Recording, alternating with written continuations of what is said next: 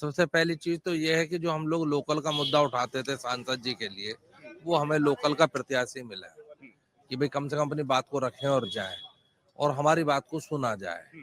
दूसरी चीज हमारी आपके चैनल के माध्यम से ये है, जिस तरीके से गाजियाबाद है भाई, इसमें से नोएडा निकल गया, हापुड़ निकल गया, सब जगह निकल गया, ट्रांसपोर्ट नगर बन गए। केवल एक गाजियाबाद ही है जिसमें एक ट्रांसपोर्ट नगर नहीं है। ट्रांसपोर्ट नगर बनना चाहिए। मार्बल के लिए, फर्नीचर के लिए, जितनी हमारी किराना मंडी, इनके लिए एक जगह होनी चाहिए कि जहाँ पर जाके हमें जगह मिले, मार्केट मिले।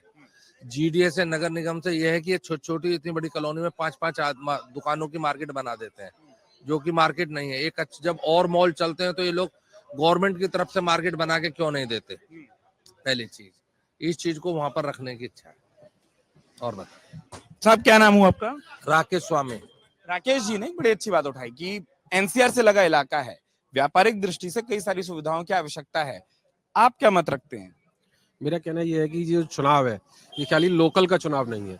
इससे जो है हमारे देश की दिशा तय होती है, हमारे जो पूरा देश निर्धारित होता है और अंतर्राष्ट्रीय स्तर पर भी साख पे भी फर्क पड़ता है। हमारे मोदी जी को लेकर ये जो है चुनाव लड़ा जा रहा है, मोदी जी को चेहरा लेकर भाजपा चुनाव लड़ रही है और वास्तव में मोदी जी ने जो 10 साल में काम किए हैं वो अभी तक नहीं हुए।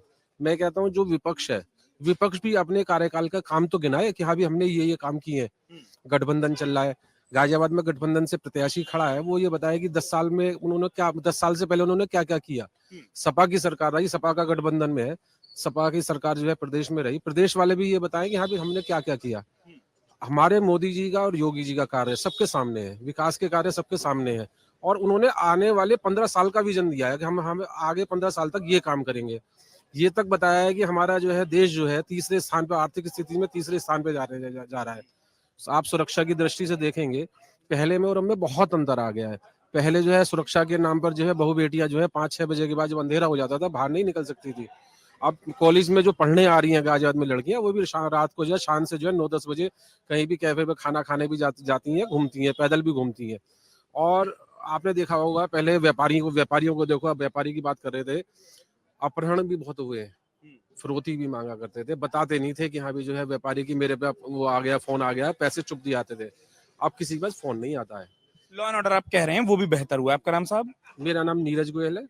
नीरज जी ने जो कहा, मैं आपके पास आऊं, कितने सहमत हैं? और तमाम जहां से बात शुरू हुई कि जो बुनियादी जरूरत है गाजियाबाद जैसे क्षेत्र में, कई चीजें बता रहे हैं कि बेहतर भी हुई हैं।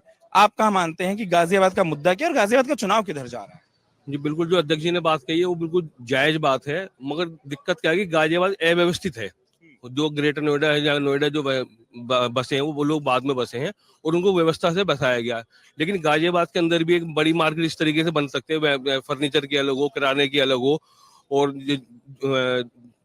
इससे फायदा क्या होगा कि जो शहरों में जो जाम लगता है उससे मुक्ति मिलेगी।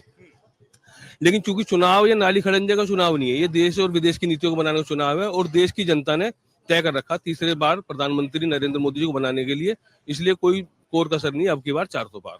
अच्छा, क्या नाम है साहब आपका? सचिन सोनी। सचिन जी कह रहे हैं कि तीसरी बार प्रधानमंत्री आएंगे और वो जो एक नारा या जो एक नंबर दिया जाता है वो उसके प्रति बड़े आश्वस्त हैं। आप सहमत हैं? देखो, अगर नारे की बात आती है, नारा जो भी लगता है देने वाला खुद आश्वस्त होना चाहिए पहले तो। ऐसे नहीं कि एक सपने में बात आई, मैंने बोल दी और बस मन की बात करके मैं काम कर लूंगा, ऐसा नहीं होता। गाजियाबाद की अगर हम बात करते हैं, 2 मुद्दे आपने पूछे कि गाजियाबाद में क्या मुद्दा होना चाहिए। पहले ये मानना था कि गाजियाबाद एक इंडस्ट्रियल हब होता था, फिर एजुकेशनल हब हुआ, आज वो अपराध की इंडस्ट्री बन चुका है। ये जो अपने मन की बात से बताते हैं कि अपराध खत्म हो चुका है, एनसीआरबी की दिसंबर 23 की रिपोर्ट है जिसमें 144% के अपराधों की वृद्धि गाजियाबाद में हुई। रोज अखबार में खबर पढ़ेंगे तो एक न एक अपराध गाजियाबाद में हो जाता है। कमिश्नरेट होने के बाद भी कोई सुविधा नहीं हुई, यानी कि स्टेट गवर्नमेंट भी नाकारा। सेंट्रल गवर्नमेंट का जो आपका संकल्प पत्र कल आया, उसमें 81 करोड़ पब्लिक को रोटी फ्री पहले भी मिल रही थी, 5 साल के लिए और एक्सटेंड कर दी। यानी कि कोई विजन नहीं है कहां रोजगार दिया जाएगा, कहां से वो कमाने लायक होंगे, सरकार फ्री रोटी खिलाएगी। तो इस विजन के साथ अगर कोई कहता है मैं 400 पार लेके आऊंगा, इसका मतलब वो भारत को गरीब बना के गरीब खत्म ही करना चाहता है। मुझे नहीं लगता कि 400 पार उनकी आ सकती हैं। क्या नाम साहब आपका? विनीत गौड़। अब आपके बीच में 2 अलग अलग पक्ष आ गए आपके किनारों पर और आप रह गए बीच में। आपका पलड़ा किस ओर ज्यादा झुकता है?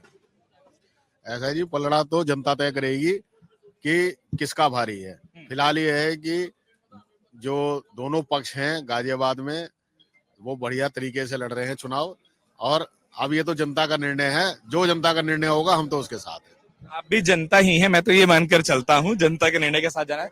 मैं तो मुद्दा पूछ रहा हूँ, चलिए आप जब वोट डालने जाएंगे आप किस चीज को ध्यान में रखकर वोट करेंगे? ध्यान में आदमी देखिए वोट तो इसीलिए करता है कि गाजियाबाद शहर का लॉ ऑर्डर अच्छा होना चाहिए, व्यवस्था अच्छी होनी चाहिए, जीडीए या नगर निगम से जो समस्याएं हैं वो पब्लिक की या जनता की समस्याओं का समाधान होना चाहिए। यही सब चीजें आदमी देख के करता है। महंगाई भी है, बेरोजगारी भी है, लेकिन यह है कि हर मुद्दे जो है कोई ऐसा नहीं है, हो सकता है महंगाई मेरे लिए ना हो मुद्दा, लेकिन और पब्लिक के लिए मुद्दा महंगाई हो। इसीलिए मैं ये कह रहा हूँ कि जी जनता का फैसला है, जनता का निर्णय है जी, जो जनता तय करेगी हम तो वो मजबूर। आपका नाम साहब? अजीत निगम, मैं नगर निगम पार्षद। हाँ, मतलब मैं ये पूछने वाला था, सियासत में जो होता है वो जनता के ऊपर जरूर जाता है कि हाँ जो जनता तय करे, वो वाला वाक्य सियासतदानों से अपेक्षा होती है कि वो आएगा। ढेर सारे दोस्तों को सुना, चेहरे पर मुस्कुराहट है, मुस्कुराहट का राज क्या है? बस मोदी जी का विकास, मोदी जी का साथ। तो मतलब एक छवि का ही पूरा वोट है। बिल्कुल, क्या कारण है कि ये इतना विश्वास दिखता है आप लोगों को? बस जो कहा था वो करके दिखाया, राम मंदिर बनाया, धारा 370 हटाई, जो भी कहा है सब पूरा किया है। अगर आप ये वीडियो YouTube पर देख रहे हैं तो हमारे चैनल को सब्सक्राइब करें और बेल आइकन को दबाना ना भूलें। अगर आप Facebook पर ये वीडियो देख रहे हैं तो हमारे पेज को लाइक करें।